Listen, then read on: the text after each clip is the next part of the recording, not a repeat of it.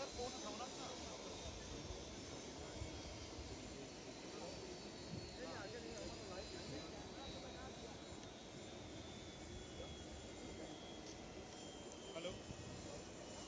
हाँ हाँ, और कर दो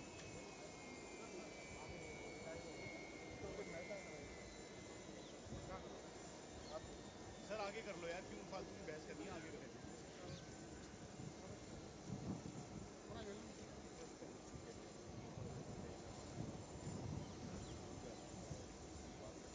आ रही है 1 2 3 mic check, 1 2 3 mic check, 1 2 3 mic check.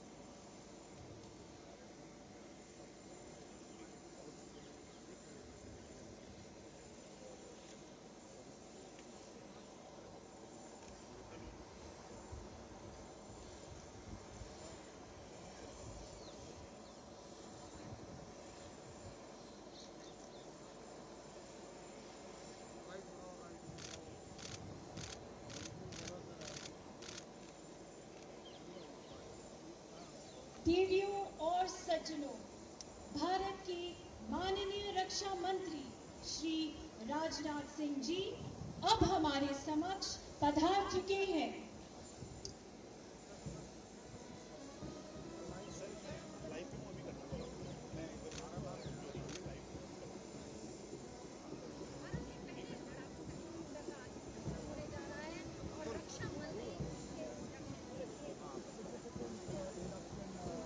उनको बुला के लाना, उनको बुला के लाना।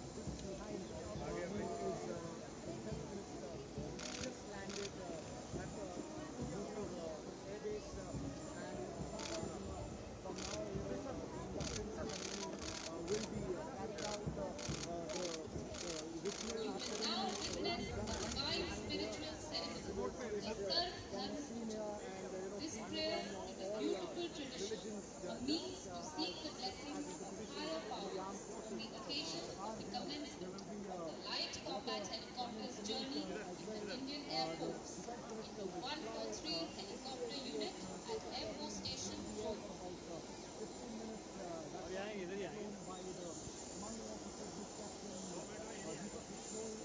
जोशना, सबसे पहले हम आपको सीधा तस्वीर दिखाएं लाइट कॉम्बैट हेलीकॉप्टर की, जो कि 143 हेलीकॉप्टर यूनिट जिसका नाम धनुष दिया है उसका हिस्सा है। मेरे ठीक सामने लाइट कॉम्बैट हेलीकॉप्टर है, इसको एचएल ने तैयार किया है और मैंने इस पर खुद फ्लाई किया था। सरदर्द पूजा के लिए बिल्कुल तैयारी है। रक्षा मंत्री राजनाथ सिंह यहाँ पर है, जिन एचएल के पायलट के साथ जिन्होंने स्क्रैच से लेकर एलसीएच को तैयार करने में और लद्दाख के फेस ऑफ के समय में एक अहम भूमिका निभाई, वो हमारे साथ हैं। और विंग कमांडर सुशील, जिनके साथ मैंने खुद फ्लाई किया था, और उसके साथ साथ ये जो लाइट कॉम्बैट हेलीकॉप्टर है, चीन का Z10, पाकिस्तान का T-129, ऐसे हेलीकॉप्टर से कैसे उमदा है। जब हम इसकी बात करते हैं, कैसे ये बिल्कुल अलग दिखाई देता है।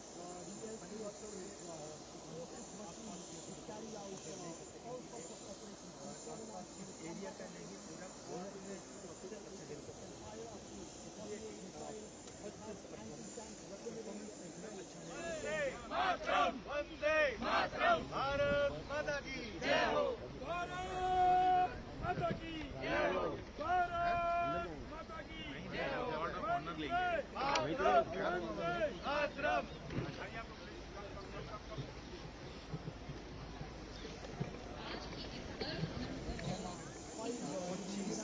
चेन्नई, जोधपुर, इंडिया में जितने मुश्किल करें, जितने भी हर जगह टेस्टिंग हो, हर जगह प्रूफ हो। मैं ये बोलता हूँ कि ये वर्ल्ड में सबसे अच्छा हेलीकॉप्टर। एक बार हम आपको तस्वीर दिखा दें, यहाँ पर रक्षा मंत्री साथ में एयरफोर्स चीफ और चीफ ऑफ डिफेंस स्टाफ सभी एक साथ यहाँ पर जा रहे हैं। सर ये क्लियर कराइए। कितना कारगर है। एक तरफ जहाँ रक्षा मंत्री आप देख रहे हैं, नहीं हटवा दीजिए सर, बोल दीजिए सर। चारों धर्मों के जो गुरु हैं वो यहाँ पर मौजूद हैं। पूजा हो रही है। नए chief of defence staff sir Rajnath Singh है, एयरफोर्स चीफ VR चौधरी है।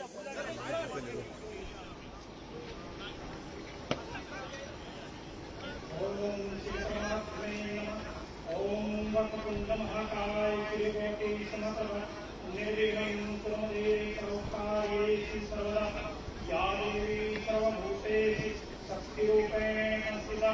नमस्तस्यै नमस्तस्यै नमस्तस्यै नमो जानकी शोकनाशनम कपिशं संसार वंदे लंका भयंकरम।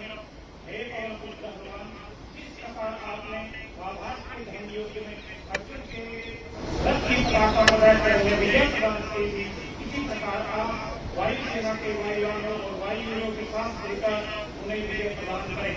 हे परमपिता परमात्मा, आपसे प्रार्थना है कि आपके सिर्फ आशीर्वाद से भारतीय वायुसेना में नई एचसीएस का आगमन हुआ है। इस नई एचसीएस पर अपना आशीर्वाद बनाए रखें, इसे इतनी शक्ति प्रदान करें कि ये हमारे दुश्मनों के लिए विध्वंस और विनाशकारी साबित हो। हे परमपिता परमात्मा, आपसे प्रार्थना है माननीय रक्षा मंत्री chief of air staff commanding officer 143 HQ और सभी वायु परिवारों पर अपनी कृपा दृष्टि अपना आशीर्वाद बनाए रखना, सुख शांति समृद्धि और लक्ष्मी का आशीर्वाद प्रदान करना। ओम शांति शांति शांति। أعوذ بالله من الشيطان الرجيم. بسم الله الرحمن الرحيم. الحمد لله رب العالمين الرحمن الرحيم مالك يوم الدين. إياك نعبد وإياك نستعين.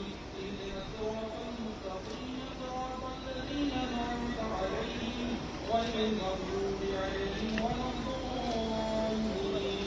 بسم الله الرحمن الرحيم. قل هو الله أحد الله الصمد لم يلد ولم يولد ولم يكن له كفوا أحد. صدق الله العظيم. يا الله اغفر لنا الصالح، يا الله يتقبل عنا ونعطيك محمد الله. يا الله يجزيك الاسم، يا الله يجزيك ويجزيك الله، يا الله يجعلك جميل ورحمة يوم القيامة. يا الله violate the numerous traditions of wrong truth, Ya Allah, predictive and morality by karma. Ya Allah, हम सच्चाई में करना, Ya Allah, तमाम दुआओं और रहने का अपने हबीब सच्चे में कबूल करना। अल्लाह खैर खल्क़ मोहम्मद व आलिहि व सहाबिहि अजमाइन बिरहमतिक या अरहमर राहिमीन। आधार से ओंकार शिवाय गुरु की फतेह। श्री भगवती जी सहाय बाबू भगवती जी की पातशाही रसोइयों के क्रम भगवती समुदाय नाम लेंगे आए फिर अंदर बोलते अमिताभ से रामदास की सहाय जिन्हें गुरु नाम श्री हरनाय श्री हरिकृष्ण जी की है जिस बेटे संत सजाए के भागवत सुनिया घर नौवार कहने सत्संग मना जी सहाय रसने पातशाह साहिब श्री गुरु गोविंद सिंह जी महाराज सत्संग मना जी सहाय दसा पातशाहियों की देवत धन धन श्री श्री घन साहब जी के पाठ प्रश्न जी दादा ध्यान करके बोलो जी वाहिगुरु धन धन श्री श्री घन साहब जी महाराज आज जी देववन पृथ्वी एक्चुअली श्री साईबान अफसर साईबान एयरमैन साईबान के सिंह संचार के दिल पुराने वीडियो दास ने जुगली करवा रहे हैं वीडियो आप जी का काम को धन्यवाद शुक्राना है अन्य संस्थाइयों के एलसीएस के जंगी जहाजों में सारी आप मेरे का साथ कराई है वीडियो आप की कृपा करना अन्य संस्थाइयों ने हर प्रदान करने बख्शिश करना वाहिगुरु अड़े से चढ़े से सला आप जी की रहते वाहिगुरु कृपा करनी वाहिगुरु समूह देशा विदेशा वाहिगुरु कौमा विच आपसी प्रेम प्यार भाईचारा बढ़ाने की कृपा करनी वाहिगुरु सर्वत्र भले जी के दास बेनती जो नानक नाम चढ़ती कला तेरे भाणे सर्बत ला कला। वाहिगुरु जी का खालसा वाहिगुरु जी की फतेह। बोले सो निहाल सत श्री अकाल।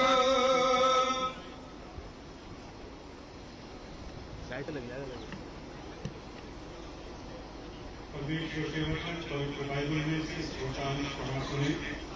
परमपिता परमेश्वर प्रभु यीशु मसीह की ओर से हमें सहायता मिलती है जो आसमान और जमीन के सृष्टिकर्ता हैं। परमेश्वर प्रभु यीशु मसीह तुम्हारे आने जाने में तुम्हारी रक्षा और बरकत हमेशा हमेशा करते रहेंगे। आइए हम प्रार्थना करेंगे।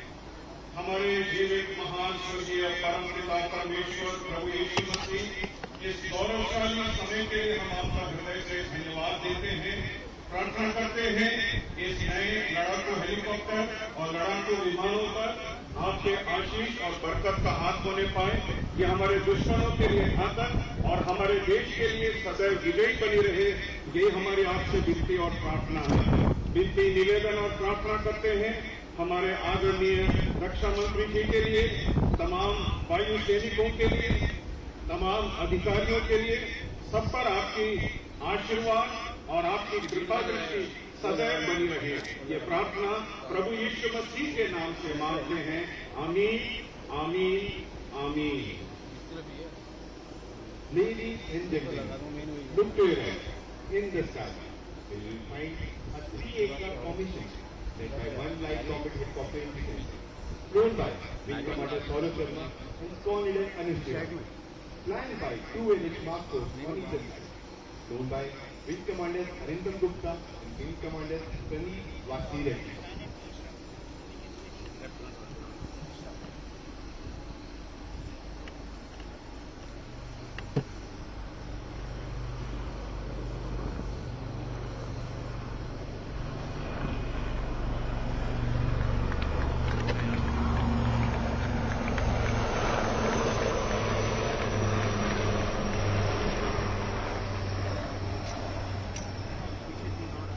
Followed by 3 Sukhoi 30 fighters flying at 780 km, flown by with Captain Saurabh Adhikari, Wing Commander Ankush Ulyar and Wing Commander Ravi Hooda.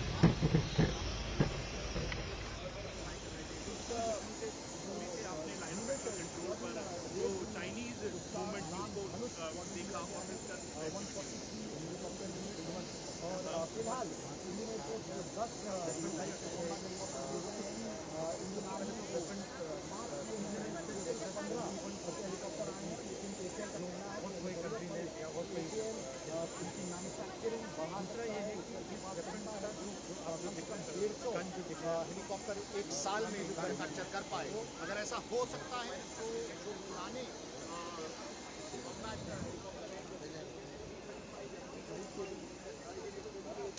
Mic लेके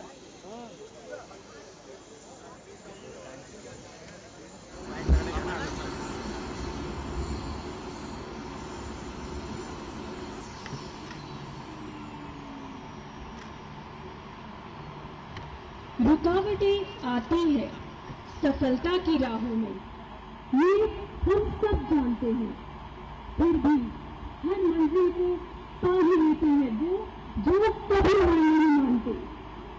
देवियों और सज्जनों, आज का दिन, आज की तारीख एक ऐतिहासिक पर्व के समान है, जिसके हम सब भाग्यशाली साक्षी हैं।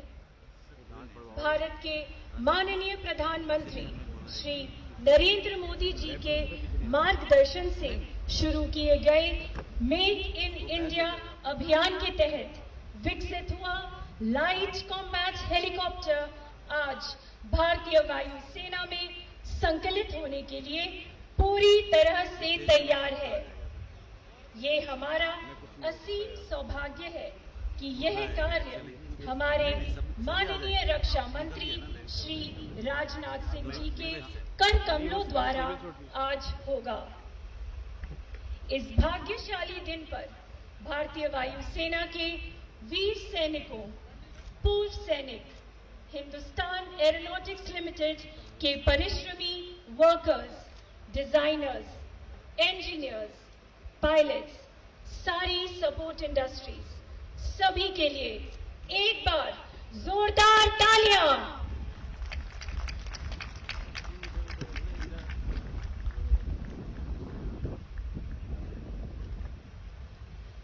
I would now request the Chairman and Managing Director of Hindustan Aeronautics Limited, Shri C.B. Ananthakrishnan ji, to kindly address the audience.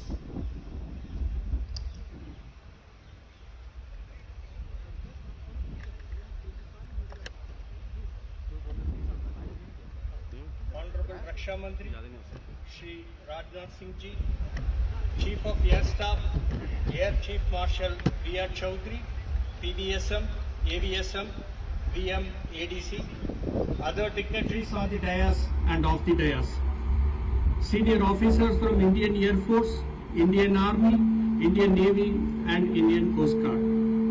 Friends from press, ladies and gentlemen, wishing everyone present here a very warm and blissful morning. Today, the 3rd October 2022 will be remembered as a momentous occasion in the annals of the Indian defence industry, as the first indigenously designed and developed and manufactured light combat helicopter by HAL is being inducted into the Indian Air Force Squadron 143Q. I, on behalf of Hindustan Aeronautics Limited, takes immense pleasure and proud to be part of this momentous occasion. At this juncture, I would also like to place on record our gratitude to Honorable Raksha Mantri for the support and confidence he has reposed on HAL, which has been a great source of encouragement and motivation to Team HAL. Also, our sincere thanks to Indian Air Force and other defence customers who have steadfastly supported HAL, but for whom HAL would not have been what it has been today. Design and development of LCH is carried out indigenously in-house for the first time in the country and manufactured by HAL. Is a state-of-the-art, one among the best fighter flying machines in the world, produced in the line of vision of Atmanirbhar Bharat of our Prime Minister, Honorable Prime Minister, and will be the most critical step in achieving self-reliance in defence systems. LCH has flown extensively during the design, development and production phases. Now starts the real-time operational exploitation of LCH helicopter in the hands of the users, and IAF, being the largest customer, always provided us with valuable feedback and associated very closely towards realization of LCH. LCH is the only attack helicopter in the world which can land and take off at an altitude of 5,000 meters, almost 16,500 feet, with considerable weapon loads and fuel, meeting the specific requirements of the Indian Armed Forces. LCH is a dedicated combat helicopter of 5.8 ton class, featuring narrow fuselage and tandem configuration for pilot, weapon system operator. It incorporates a number of stealth features such as reduced radar and infrared signatures and crashworthy landing gear structure, crew seats for survivability. 4 technology demonstrators were developed, produced and made to go through extensive flight testing for proving its performance, handling qualities and system checks. Flight testing was carried out at various regions and altitudes ranging from sea level to high altitudes of Siachen range, followed by subjecting them to extreme cold weather, hot weather and conditions in the desert region. Further, integration of mission sensors such as electro-optical system, helmet-mounted display system, solid-state data and video recorder and weapon systems, along with the weapons such as turret gun, rocket and air-to-air missile systems have been integrated, and weapon firing trials have also been completed. We had a total of almost 2,034 flights and 1,500 flying hours have been carried out on all the 4 prototypes till date. The LCH is a truly Make in India product with private industry participation. A significant spin-off has resulted in establishing an ecosystem for manufacture. Production of LCH is envisaged through participation of public and private sector partners. More than 250 vendors are involved in the manufacture of components, assemblies, fixtures, tools and test equipment and preparation of technical documentation. Apart from another 70 vendors involved in indigenizations of the various systems and subsystems. Contract for production of LCH has been awarded to HAL on 30th March 2022 for the production and supply of 15 numbers of LCH, 10 to IAF and 5 to Army. HAL on its own, with its own initiative with internal funding, proactively initiated advanced actions towards launching the production activities of 15 LCH LSPs. Till date, a total of 8 helicopters have been produced, 4 of which has already been handed over to IAF, and I am sure The balance helicopters also will be delivered during the current financial year, that is before 31st March 2023. Development activities related to indigenizing systems such as IADS and automatic flight control system are currently under progress and are planned to be integrated and completed and integrated during the current financial year. These systems will be integrated in the series production helicopters. Anticipating the future requirements from the defense customers of around 145 numbers of LCH and also the international business opportunity which would become available for this class of helicopters, HAL has already initiated detailed planning for enhancing, augmenting the production capacity so as to achieve a peak rate production of almost 30 helicopters per annum. On this momentous occasion of the induction of light combat helicopters, I am confident that the LCH will fill the long-standing void of a dedicated attack helicopter which can operate from the deserts of Rajasthan, peaks of Himalayas and in the dense mountainous jungles in the northeast, and will act as a deterrent to all our adversaries. I take this opportunity to state that HAL takes pride and honor to support the Indian Defence Forces in its endeavour to protect our motherland from the adversaries. Thank you all for this opportunity. Jai Hind.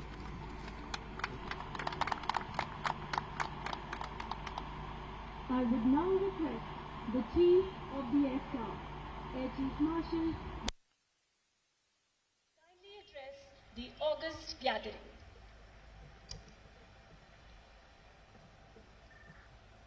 Honorable Raksha Mantri, Shri Rajnath Singh.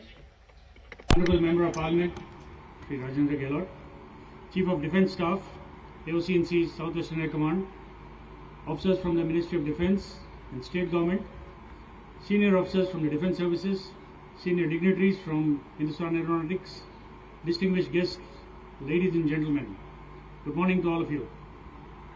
At the outset, I would like to thank the Honorable Raksha Mantri for sparing time to grace this event at Air Force Station Jodhpur. Today marks the beginning of a new chapter in the history of the Indian Air Force as we formally induct the formidable indigenous light combat helicopter into our arsenal. Our tryst with helicopter operations began back in 1954 when we inducted the Sikorsky S-55 helicopter. The helicopter fleet has grown in size and stature over decades, and presently we have one of the most versatile, potent and operationally tested fleets in the world. Besides combat application, the helicopter fleet has been used for sustenance of our troops in inhospitable terrain and at high altitudes, including the Siachen Glacier. Our helicopter crews have displayed courage and determination during HADR operations across the length and breadth of our country. The helicopter fleet was also amongst the earliest to embrace the process of indigenization. The legendary Chetak and Cheetah helicopters were the first of the indigenized helicopters in India. They were soon to be followed by the Cheetal and variants of the advanced light helicopter Dhruv and Rudra. Induction of the light combat helicopter adds a unique capability to Indian Air Force's combat potential. The versatility and offensive potential of this platform is at par or better than most attack helicopters operating globally. Its ability to deliver a wide array of weapons combined with superlative self-protection capability makes this helicopter a lethal machine, one to be feared by any adversary. The helicopter has also successfully proved itself in the daunting heights of the Himalayas. 143 helicopter unit has the proud privilege of being the first LCH equipped unit in the armed forces. The personnel of the unit have been specially selected based on their professional competence so as to operationalize the unit at the earliest and to exploit the helicopter to its full potential. I compliment the commanding officer for timely completion of training and acceptance of the helicopters, and I am confident that 143 helicopter unit will take the light combat helicopter to heights of glory. I wish the CEO and his team all the very best for the future. My compliments to Hindustan Aeronautics Limited for their sustained effort and dedication put in towards delivering this truly modern and capable helicopter. It is historically significant that this induction ceremony is being held at Jodhpur, an air base which has nearly a century of association with aviation, and one that has brought glory to the Indian Air Force and the nation.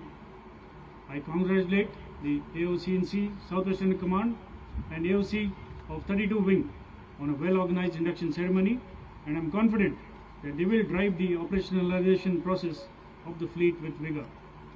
I once again wish 143 success in its endeavors. Happy landings. Thank you and Jai Hind.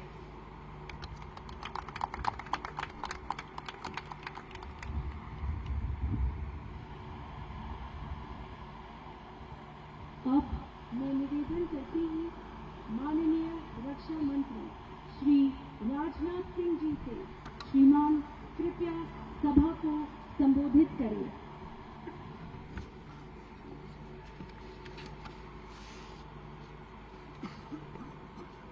आदरणीय Maharaja Gaj Singh ji, member of parliament Shri Rajendra ji Gehlot, general Anil Chauhan, chief of defence staff Under Secretary, Department of Military Affairs, Air Chief Marshal Sri V.R. Chaudhary, Chief of Air Staff, Sri C.B. Anant Krishnan, CMD, Hindustan Aeronautics Limited, रक्षा मंत्रालय, defence services, HAL एवं राजस्थान सरकार के सभी senior officials, मेरे media के मित्रों, देवियों व सज्जनों, आज इंडियन एयरफोर्स में देश के प्रथम इंडिजिनस लाइट कम्बैट हेलीकॉप्टर का इंडक्शन हो रहा है।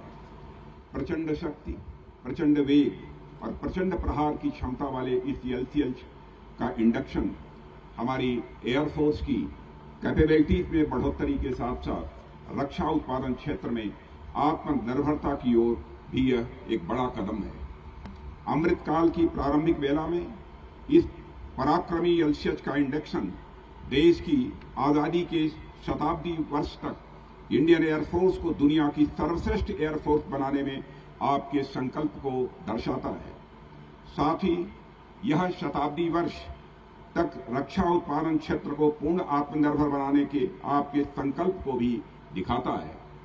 इसके लिए मैं Indian air force, Hindustan aeronautics limited और इस आयोजन से जुड़े समस्त लोगों को अपनी ओर से हार्दिक बधाई देता हूं और शुभकामनाएं भी देता हूं। LCH जैसा सूरमा के इंडक्शन समारोह के लिए आदिशक्ति महादुर्गा की उपासना के पर्व नवरात्र से अच्छा समय और राजस्थान की धरती से उपयुक्त कोई जगह शायद ही कोई हो सकती थी। साथियों, देश में जब जब वीरों के शौर्य और पराक्रम की चर्चा होती है और किसी राज्य का नाम स्वतः जुबान पर चला आता है तो वह राज्य और कोई नहीं बल्कि वह स्थान राजस्थान ही होता है। महाकवि कालिदास की प्रशंसा में आप लोगों ने एक श्लोक सुना होगा। कहा गया है, पुरा कवि नाम गणना प्रसंगे कनिष्ठिकाधिष्ठति कालिदासः, यानी कवियों की गणना में कालिदास का नाम कनिष्ठिका अंगुली पर आता है। और आप लोग जानते हैं कि हमारे हाथ में सबसे छोटी उंगली का नाम ही कनिष्ठिका होता है। पुराने समय में जब किसी को गिनती करनी होती थी तो ये इसी उंगली से ही अपनी गिनती प्रारंभ करते थे। क्योंकि कवियों का नाम शुरू करते ही सबसे पहले कालिदास का नाम आ गया तो कहा गया कि कवियों की गिनती में कालिदास मानो कनिष्ठिका पर विराजते हैं, यानी सर्वप्रथम नाम उनका ही आता है। पर उनके जैसे किसी दूसरे कवि के बारे में सोचा जाने लगा तो उनके समक्ष दूसरा कवि दूर दूर तक नहीं मिला। अब अगली उंगली का नाम क्या रखा जाए, तो हुआ कि अगली उंगली को अनाम ही रहने दिया जाए और इस तरह कनिष्ठिका की अगली वाली उंगली को अनामिका कहा जाने लगा। रिंग फिंगर को संस्कृत और हिंदी में अनामिका ही कहा जाता है। ठीक उसी तरह जब देश के महान वीर योद्धाओं और पराक्रमी व्यक्तित्वों की बात होने लगती है तो राजस्थान का नाम कनिष्ठिका पर ही आता है। यहाँ का शायद ही कोई कोना हो जिसने हमारे देश को वीर योद्धा न दिए हों। पृथ्वीराज चौहान, महाराणा प्रताप से लेकर 1971 में लोंगोवाल में लड़े हमारे बहादुर जवानों के ऐसे अनगणित किस्से हैं जब हमारे वीर योद्धाओं ने अपनी जान की बाजी लगाकर संघर्ष किया और अंतिम सांस तक दुश्मनों से अपने देश की रक्षा की। राजस्थान में भी जोधपुर सोने पर जैसे सुहागा, राव जोधाजी राठौड़ से लेकर वीर दुर्गादास राठौड़ और ऐसे ही अनेक वीरों की भूमि रही है। उसी विख्यात विरासत के एक महत्वपूर्ण प्रतिनिधि, ओजस्वी व्यक्तित्व के धनी महाराजा गज सिंह जी आज यहाँ हमारे बीच उपस्थित हैं। आपके बारे में मैं क्या कहूँ, आपका नाम अपने आप में इतना ही कुछ कह देता है। गज और सिंह दोनों है आपके नाम में। आप हमारी ज्ञान परंपरा में गज को ज्ञान और गंभीर का प्रतीक माना गया है और सिंह को सामर्थ्य का प्रतीक माना गया है। और जितना मैं आपको जानता हूं, आप इन दोनों के समन्वय हैं और अपने नाम को आप पूरी तरह चरितार्थ करते हैं। आप जैसे व्यक्तित्वों के कारण राठौड़ की ख्याति इतनी दूर दूर तक पहुंची जहां खुद राठौड़ भी नहीं पहुंच सके। राजस्थान की यह वीर प्रसूता धरती आज एलसीएच के इंडक्शन की साक्षी बन रही है, तो यह एलसीएच इंडियन एयरफोर्स समेत समस्त राष्ट्र के लिए बड़ा एक गर्व का विषय है। साथियों, आजादी से लेकर अब तक भारत की संप्रभुता को सुरक्षित रखने में इंडियन एयरफोर्स की बेहद शानदार भूमिका रही है। इंटरनल थ्रेट्स हो या एक्सटर्नल, वार हो या पीस, इंडियन एयरफोर्स ने सदैव अपने अदम्य साहस, शौर्य और पराक्रम के साथ नेशनल सिक्योरिटी को मजबूती प्रदान की है। राष्ट्र को जब जरूरत पड़ी है, हमारी एयरफोर्स अपने करेज, कैपेबिलिटी और वर्सिटिलिटी के साथ राष्ट्र की अपेक्षाओं पर हमेशा यह खरी उतरी है। इस multi role light combat helicopter के इंडक्शन के बाद इंडियन एयरफोर्स की भूमिका और अधिक प्रभावी रूप से हमारे सामने होगी, ऐसा मेरा विश्वास है। साथियों, एक लंबे समय से इंडियन एयरफोर्स ने न केवल राष्ट्र की सुरक्षा में अपनी महत्वपूर्ण भूमिका निभाई है, बल्कि स्वदेशी रक्षा उत्पादन को भी पूरा इंडियन एयरफोर्स ने सपोर्ट किया है। वह चाहे मारुत हो, लाइट कम्बैट एयरक्राफ्ट हो, आकाश मिसाइल प्रणाली हो, एडवांस लाइट हेलीकॉप्टर हो या फिर आज शामिल होने वाला हमारा यह एलसीएच हो। ऐसे अनेक उदाहरण देखे जा सकते हैं जो इंडिजिनस डिजाइन एंड डेवलपमेंट के प्रति इंडियन एयरफोर्स के भरोसे और सपोर्ट को यह दिखाते हैं। आज एलसीएच का इंडक्शन इस बात का प्रतीक है कि देश जितना भरोसा इंडियन एयरफोर्स पर करता है, इंडियन एयरफोर्स भी उतना ही भरोसा स्वदेशी साजो सामान पर करती है।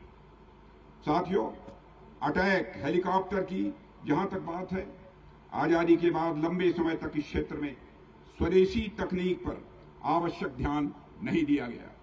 इसका परिणाम यह हुआ कि इंडियन एयरफोर्स को फॉरेन ओरिजिन अटैक हेलीकॉप्टर पर ही निर्भर होना पड़ा। अपने यूएन पीस कीपिंग मिशन के माध्यम से दूसरे देशों में भी कीर्तिमान स्थापित करने वाली हमारी वायुसेना को विदेशी अटैक हेलीकॉप्टर्स का सहारा लेना पड़ा।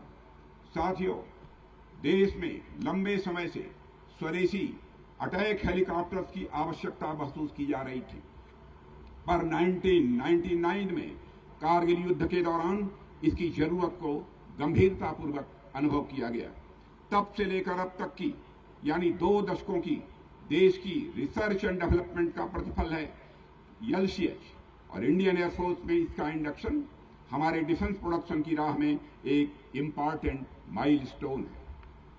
साथियों, एलसीएच केवल रोटर्स, इंजन और ब्लेड्स के बल पर ही नहीं उड़ रहा है, बल्कि मैं समझता हूं यह देश के अनेक साइंटिस्ट, इंजीनियर, मैथनिस्ट और अन्य कर्मियों की तपस्या, धैर्य, समर्पण और देश प्रेम के बल पर उड़ रहा है। हमारी परंपरा में भौतिक वस्तुओं के साथ साथ वस्तुओं के प्रति भावनात्मक लगाव को भी बड़ा स्थान दिया गया है।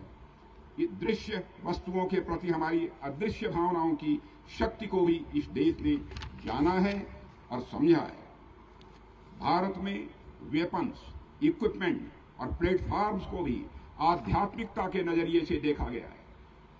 परसों यानी विजयदशमी के दिन होने वाली शस्त्र पूजा के पीछे यही कारण विद्यमान है। एलसीएच के डेवलपर्स में भी मैं तप, त्याग, समर्पण और राष्ट्र के प्रति निष्ठा देखता हूं। जहां ये सब गुण होते हैं, विजयश्री का आशीर्वाद भी वही होता है। इस संदर्भ में मुझे विजयदशमी से जुड़ी रामायण की एक घटना का स्मरण होता है, जिसका जिक्र मैं यहां पर करना चाहूंगा। साथियों, राम रावण युद्ध का अंतिम दौर चल रहा था। उच्च कोट के रथ पर सवार अनेक प्रकार के अस्त्र शस्त्रों से सुसज्जित होकर युद्ध क्षेत्र में पहुंचे रावण को देखकर विभीषण को बड़ी ग्लानि हुई, बहुत चिंता हुई। रावण रथी विरथ रघुवीरा, देख विभीषण भयउ अधीरा, यानी विभीषण बड़े चिंतित हुए, क्योंकि राम के पास न ही उच्च कोट का कोई रथ था और न ही किसी प्रकार का कोई कवच। विभीषण के मन में सवाल उठता है कि राम इस तरह युद्ध में रावण का सामना कैसे कर सकेंगे, वे युद्ध कैसे जीत पाएंगे। इसी चिंता के साथ वह राम के पास जाते हैं। राम तो राम हैं। उन्होंने विभीषण की स्थिति समझते हुए मुस्कुराते हुए उनसे कहा, रावण के पास भले ही विशाल रथ और अस्त्र शस्त्र हैं, पर वे विजय वाले नहीं हैं। केवल भौतिक संसाधन ही किसी की विजय सुनिश्चित नहीं करते हैं। उसके लिए कुछ और चाहिए होता है जो हमारे पास है, और इसलिए निश्चित ही जीत हम सब की होगी। अब वह और कुछ राम के पास क्या था जिन पर राम को इतना भरोसा था। गोस्वामी तुलसीदास जी कुछ चौपाइयों में उसका बहुत सुंदर वर्णन करते हैं, जिन्हें मैं आपके सामने रखना चाहूंगा। राम कहते हैं, सौरज धीरज ते ही रथ चाका, बल विवेक दृढ़ ध्वजा पताका, सत्यशील दम परहित घोड़े, क्षमा दया कृपा रजु तोड़े, ईत भजन सारथि सुजाना, संयम नियम शील मुख नाना, कवच अभेद विप्र गुरु पूजा, यही सम कोई उपाय न दूजा, महा अजय संसार रिपु, जीत सकहि सो वीर, जाके असबल हो ही दृढ़, सुनहु सखा मति धीर। यानी हमारे पास जो रथ है, शौर्य और धौर्य, शौर्य और धैर्य, उस विजय रथ के पहिए हैं। विवेक और दृढ़ता की उसमें ध्वजा पताका लगी हुई है। सत्यशील, आत्मनिग्रह और परहित, ये चार उस रथ के घोड़े हैं जो क्षमा, दया और कृपा रूपी रस्सियों से संचालित हैं। ईश्वर का ध्यान उस रथ का सारथी है। संयम, नियम, शील आदि सहायक हैं। विद्वानों और गुरुओं की कृपा ही हमारा अभेद्य या कवच है। और जिस वीर के पास इतना सब कुछ उपलब्ध है, उसे संसार का कोई भी योद्धा भला पराजित कैसे कर सकता है। और उसके बाद आगे क्या हुआ यह बताने की आप सबको आवश्यकता नहीं है। ठीक उसी प्रकार आज जब हमारे देश के अनेक साइंटिस्ट, एकेडमिशियंस, इंजीनियर्स, मैसनिस्ट और अन्य कर्मियों के धैर्य, शौर्य, तपस्या और समर्पण से निर्मित यह विजय रथ हमारी वायुसेना में शामिल हो रहा है, तो कोई प्रश्न नहीं उठता कि यह किसी भी परिस्थिति में विजय हासिल न कर सके। भारतीय आसमान में अब यह विजय रथ जोश, उत्साह और विजय का रंग बिखेरने के लिए पूरी तरह से तैयार है। साथियों, मुझे बताया गया है कि एलसीएच का डिजाइन और डेवलपमेंट मॉडर्न बैटलफील्ड की जरूरतों के अनुरूप किया गया है। अपने डेवलपमेंटल स्टेजेज में अनेक प्रकार की टेस्टिंग में इसने तमाम चुनौतियों से निपटने में अपनी योग्यता दिखाई है। एलसीएच दुश्मनों को चकमा देते हुए विभिन्न प्रकार के एमिनिशंस को कैरी करने और शीघ्रता से यथार्थ स्थान पहुंचने में सक्षम है।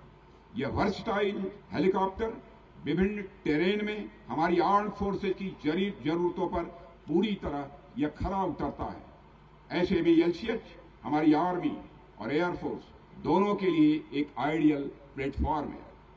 साथियों, मानवता के विकास के क्रम में मानव ने जो उपलब्धियां हासिल की हैं, उसमें हैवी मटेरियल से लाइट मटेरियल की ओर आगे बढ़ना भी एक शानदार उपलब्धि रही है। वह चाहे फूड ग्रेन के संदर्भ में हो, पहनने के लिए कपड़े के संदर्भ में हो, स्पेस संबंधित एक्टिविटीज के संदर्भ में हो, या फिर डिफेंस से संबंधित इक्विपमेंट और प्लेटफॉर्म्स के संदर्भ में हो। किसी समय खासकर ग्रीन रिवॉल्यूशन के पहले सावा, मक्का, बाजरा, ज्वार आदि मोटे अनाज बहुतायत में खाए जाते थे, क्योंकि गेहूं, चावल जैसे अनाज उतने उपलब्ध नहीं थे। पर ग्रीन रिवॉल्यूशन के बाद लोग इन अनाजों की तरफ अधिक उन्मुख हुए हैं। कपड़ों के मामले में भी टेक्नोलॉजी के अभाव में लोगों को मोटा कपड़ा पहनना पड़ता था, पर समय के साथ साथ हल्के और पतले कपड़े आते गए और हमारी रोजमर्रा की जिंदगी का यह हिस्सा बनते चले गए। अभी कुछ ही दिन पहले हमारी सेना ने भी नई यूनिफॉर्म एडॉप्ट की है, जो पहले की अपेक्षा हल्की है और आरामदेह भी है। सेनाओं में इस्तेमाल होने वाले बुलेट प्रूफ जैकेट भी, जो पहले काफी भारी होते थे, अब उसकी गुणवत्ता के साथ साथ लाइट वेट में आने लगी हैं। इसी तरह लाइट मेटल की खोज के बाद दुनिया में अनेक स्पेसशिप प्रोग्राम भी यह शुरू किए गए हैं। इसके अलावा मोबाइल फोन, कंप्यूटर आदि अनेक उदाहरण लिए जा सकते हैं, जो कपड़े और जो पहले बड़े वजनी हुआ करते थे, पर समय के साथ छोटे और स्मार्ट होते चले गए। जाहिर है डिफेंस सेक्टर में भी यह प्रक्रिया चालू है। साथियों, पूर्व में सेनाओं ने हाथी जैसे बड़े जानवरों से अधिक एक्टिव घोड़ों की तरफ रुख किया, बड़ी और भारी तोपों से मशीन गन की तरफ रुख किया, हैवी टैंक से लाइट टैंक्स की ओर रुख किया, जो हाई अल्टीट्यूड और माउंटेन फ्रंटियर पर अपेक्षाकृत अधिक कारगर होते हैं। हालिया यूक्रेनियन कॉन्फ्लिक्ट हो या इसके पहले की अनेक कॉन्फ्लिक्ट्स हों, हमें लेसन्स देते हैं कि हैवी वेपन सिस्टम और प्लेटफॉर्म जो बैटलफील्ड में त्वरित गति से मूवमेंट नहीं कर पाते हैं, उनकी कैपेबिलिटी भी कम होती है और कई बार वे दुश्मनों के लिए इजी टारगेट हो जाते हैं। इसलिए रिसेंट कॉन्फ्लिक्ट्स में हैवी मशीन्स के इस्तेमाल पर एक क्वेश्चन मार्क देखने को मिला है। ऐसे में उन इक्विपमेंट्स और प्लेटफॉर्म्स के डेवलपमेंट की ओर आगे बढ़ना यह समय की मांग थी, जो मोबाइल हो, जिनके मूवमेंट में आसानी हो, अधिक फ्लेक्सिबल हो और इन सब के साथ साथ लिथैलिटी और अन्य कैपेबिलिटीज की जरूरतों पर भी वह पूरी तरह से खरे उतरते हों। इस संदर्भ में मैं हमारे एचएल के इंजीनियर्स की मैं सराहना करना चाहूंगा, जिन्होंने एलसीएच में इन सब खासियतों का एक अभूतपूर्व संतुलन स्थापित किया है। इसके नाम के साथ भले ही लाइट वर्ड जुड़ा हुआ है, लेकिन मैं समझता हूं इसका काम बहुत ही हैवी है। साथियों, एलसीएच या किसी भी प्लेटफॉर्म की उड़ान को मैं केवल उस प्लेटफॉर्म की उड़ान नहीं, बल्कि ह्यूमैनिटी की अब तक की साइंस और टेक्नोलॉजी के नॉलेज की उड़ान के रूप में देखता हूं। ग्रेविटेशनल फोर्स अपनी खोज के पहले भी और बाद में भी मानव के लिए एक पहेली बनी रही थी। निश्चित ही यह प्राणी जगत के स्थायित्व के लिए एक जरूरी फोर्स है, पर साथ ही साथ यह एक बंधन का भी प्रतीक है, जिससे मानव समेत सृष्टि के बाकी प्राणी कभी मुक्त नहीं हो सके। इस फोर्स से बंधे बंधे आकाश में पक्षियों के उड़ते देखकर ललचाना ही आदि मानव से लेकर 19वीं सेंचुरी तक मानव की नियति बनी रही। बचपन में हमने देखा है, कोई बच्चा 3-4 फीट की छलांग लगा देता था तो उसे सीधे हनुमान जी की पदवी से नवाजा जाता था। इससे लंबी छलांग लगाना आमतौर पर बड़ी मुश्किल बात मानी जाती थी, पर मानव ने अपने विजडम, साइंस एंड टेक्नोलॉजी की नॉलेज और इंजेन्युइटी से अभूतपूर्व छलांग लगाते हुए हमेशा से इस असंभव से लगने वाले कार्य को संभव कर दिखाया। उड़ान को यदि ह्यूमन सिविलाइजेशन की अब तक की चरम उपलब्धियों में से कहा जाए तो कोई अतिशयोक्ति नहीं होगी। मानव द्वारा अर्जित अब तक के ज्ञान विज्ञान की यह चरम उपलब्धि आज एलसीएच के रूप में हमारे सामने है। यह इंडियन एयरफोर्स और एचएल समेत पूरे राष्ट्र के लिए यह गौरव का विषय है। साथियों, नेशनल सिक्योरिटी को मजबूत बनाए रखने के क्रम में हमेशा हमारा प्रयास रहता है कि हमारी आर्म्ड फोर्सेज बेस्ट इक्विपमेंट और प्लेटफॉर्म से सुसज्जित रहें। दुनिया में जियोपॉलिटिकल सिनेरियो कैसा भी हो, पर नेशनल सिक्योरिटी को 24/7 चौकस रखना यह हमारी महत्वपूर्ण जिम्मेदारी है। पिछले कुछ वर्ष की घटनाओं को देखते हुए हमारी सरकार ने डिफेंस प्रोडक्शन और प्रिपेयर्डनेस में आत्मनिर्भरता पर बल दिया है। हमारे प्रधानमंत्री मोदी जी का इस पर विशेष आग्रह रहता है, यानी न केवल युद्ध कौशल में बढ़ोतरी के लिहाज से, बल्कि युद्ध के सामानों और उपकरणों में अपनी आत्मनिर्भरता बढ़ाने के लिहाज से भी सरकार द्वारा अनेक कदम उठाए गए हैं। इन कदमों में हमें हमारी services, research and development organisations और पब्लिक और प्राइवेट सेक्टर इंडस्ट्रीज से बड़े पॉजिटिव रेस्पॉन्स मिल रहे हैं। हमारे एमएसएमई, स्टार्टअप्स, इनोवेटर्स और एकेडमिया मिलकर डिफेंस प्रोडक्शन की नई राहें तलाश रहे हैं। मुझे विश्वास है कि सरकार द्वारा उठाए गए अभूतपूर्व कदमों का रेस्पॉन्स भी अभूतपूर्व होगा। साथियों, मैं इस मंच से सभी देशवासियों को आश्वस्त करता हूं कि राष्ट्र की रक्षा हमारी सर्वोच्च प्राथमिकता है और इसे सुनिश्चित करने के लिए हम पूरी तरह से प्रतिबद्ध हैं। मैं पूरे विश्वास के साथ कह सकता हूं कि आने वाले समय में जल्द ही दुनिया में मिलिट्री पावर समेत जब भी सुपर पावर्स की बात होगी तो भारत का नाम कनिष्ठिका पर गिना जाएगा, यानी सबसे पहले गिना जाएगा। इस अवसर पर और अधिक कुछ न कहते हुए मैं एचएएल को अपनी तरफ से हार्दिक बधाई देता हूं, जिन्होंने समयानुसार एलसीएच की डिलीवरी की है। मुझे पूरा विश्वास है कि आगे भी आप पूरी लगन और निष्ठा के साथ इंडियन एयरफोर्स को अपना सहयोग प्रदान करते रहेंगे। मैं एक बार पुनः इंडियन एयरफोर्स को बधाई देते हुए यहीं पर अपना निवेदन समाप्त करता हूं। आप सबको बहुत बहुत धन्यवाद।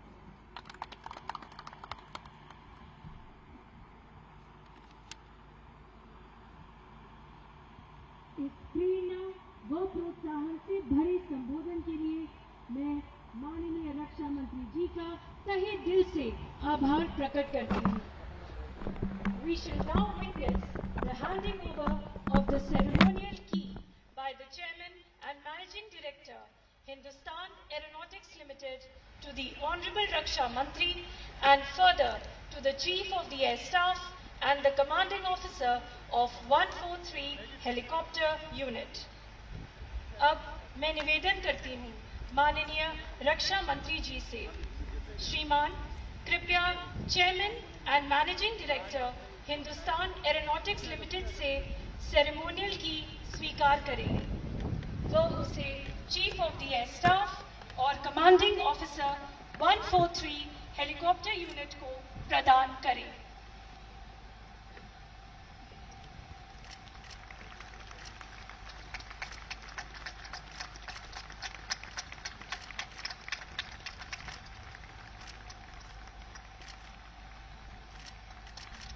From this very moment, the light combat helicopters stand inducted into the first LCH unit of India, 143 helicopter unit at Air Force Station Jodhpur, and are all set to further strengthen the arsenal of the Indian Air Force.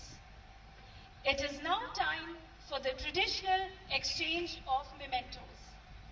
I would now request the Honorable Raksha Mantri, Shri Rajnath Singh Ji, to kindly present a memento to the Chief of the Air Staff.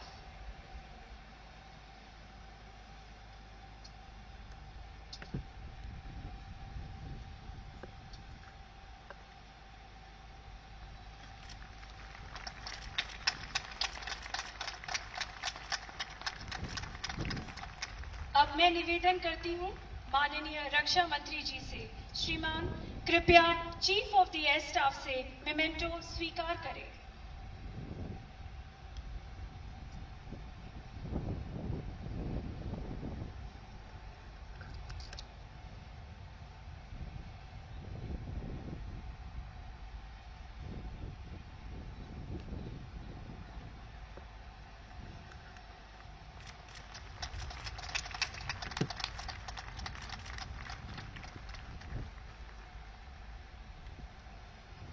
I would now request the Chief of the Air Staff to kindly present a memento to the Chairman and Managing Director, Hindustan Aeronautics Limited.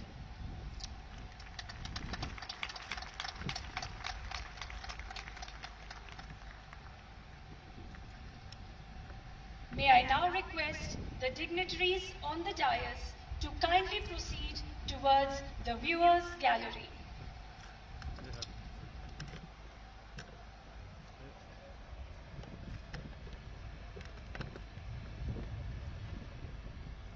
Light combat helicopter की कल्पना कारगिल युद्ध के पश्चात हुआ।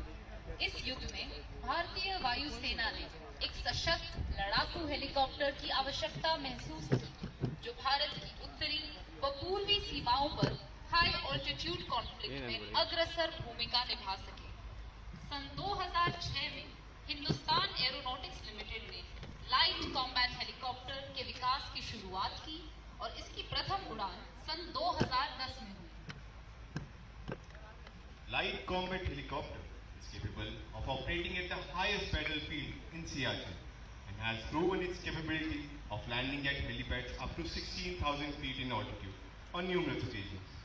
As a part of extensive testing and evaluation prior to induction, a total of 4 technical demonstrators were developed and tested across the varied terrains of Indian subcontinent, ranging from arid deserts of Rajasthan to towering peaks of the Himalayas.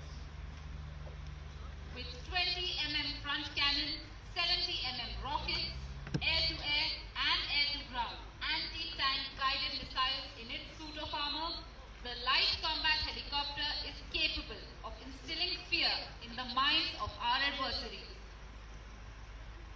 A historic day like today is absolutely apt to reflect upon the glorious history of Air Force Station Jodhpur. The seeds of aviation at Jodhpur were sown by His Highness Maharaja Shri Umesh Singh Ji in 1931, when he established the Jodhpur Flying Club with his 2 Tiger Moth aeroplanes. To your left, ladies and gentlemen, are the hangars these Tiger Moth aircraft were housed in, and they stand tall in Air Force Station Jodhpur to this day. With time, civil aviation took roots and regular passenger flights between London and Delhi started operating from Jodhpur. विश्व युद्ध के शुरू होने पर इस हवाई क्षेत्र को युद्ध के प्रयास के लिए पेश किया गया और संरक्षण इकाइयों की संख्या स्थापित की गई। सन 1941 में युद्ध के लिए पायलटों को प्रशिक्षित करने के लिए हवाई क्लबों ने अपने विमान जैसे कि टाइगर मॉथ को दान किया और इस हवाई क्षेत्र में एक स्क्वाड्रन सहित एक इंडियन एयरफोर्स बेस की स्थापना की। उस समय बेस में 34 टाइगर मॉथ थे। युद्ध के दौरान हरिकेन, स्पिटफायर आदि जैसे विभिन्न प्रकार के विमान यहाँ से उड़ान भरते थे।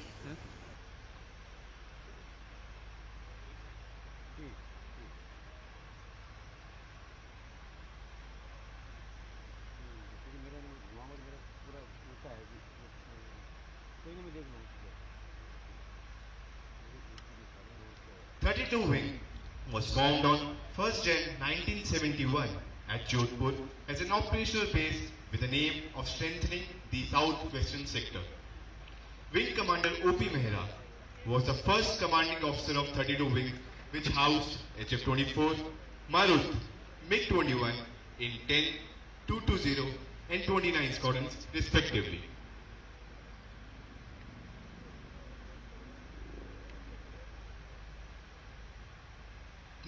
A display of magnificent maneuverability and agility by the light combat helicopter, carrying out a high-speed run and thereafter peeling upwards and carrying out a 2G teardrop for a high-speed landing.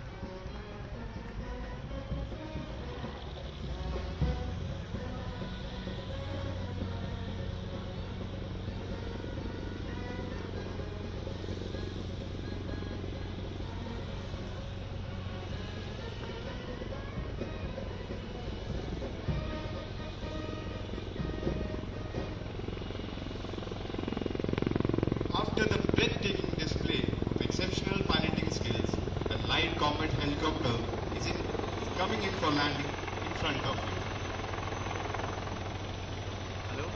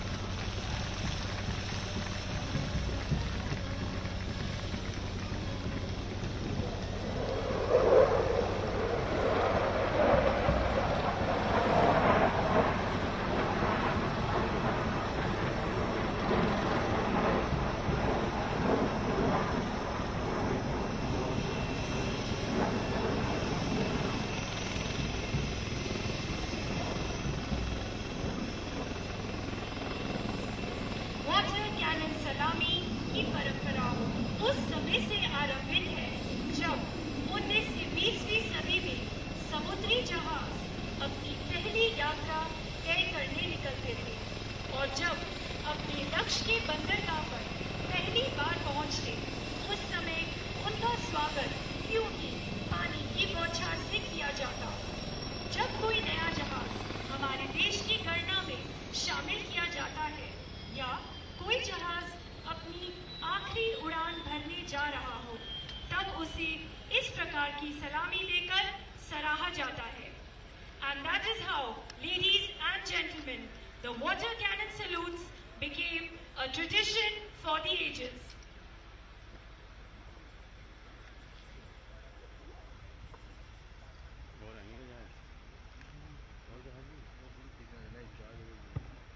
अब मैं निवेदन करती हूँ माननीय रक्षा मंत्री श्री राजनाथ सिंह जी से श्रीमान कृपया 143 हेलीकॉप्टर यूनिट के वायु सैनिकों के साथ एक ग्रुप फोटोग्राफ के लिए प्रस्थान करें व उसके पश्चात लाइट कॉम्बैट हेलीकॉप्टर के नामकरण अनुष्ठान को अपने कर कमलों द्वारा निष्पादित करें।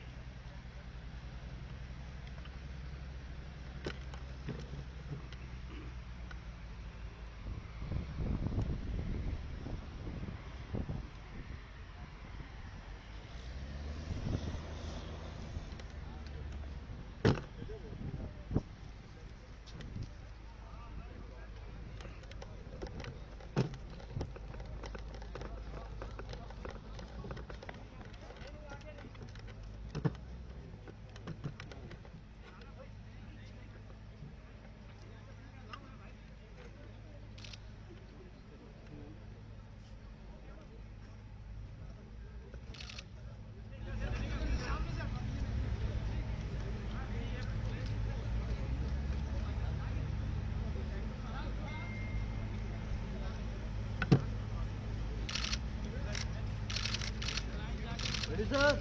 3, 2, 1, now. Ready, sir? 3, 2, 1, now.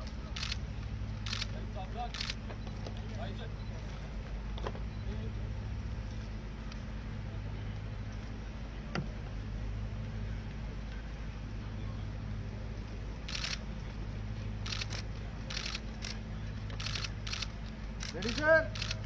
3, 2, 1, now. Ready, sir? 3, 2, 1, now.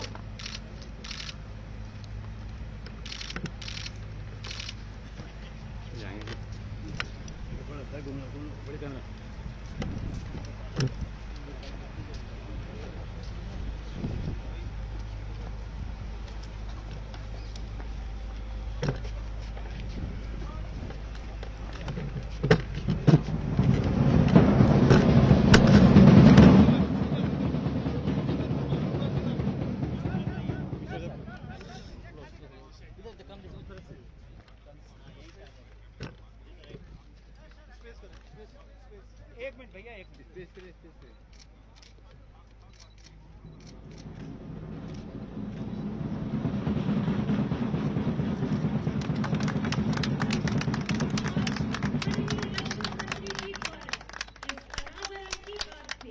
Light combat helicopter भारतीय वायुसेना व भारतीय सेना में प्रचंड नाम से जाना जाएगा।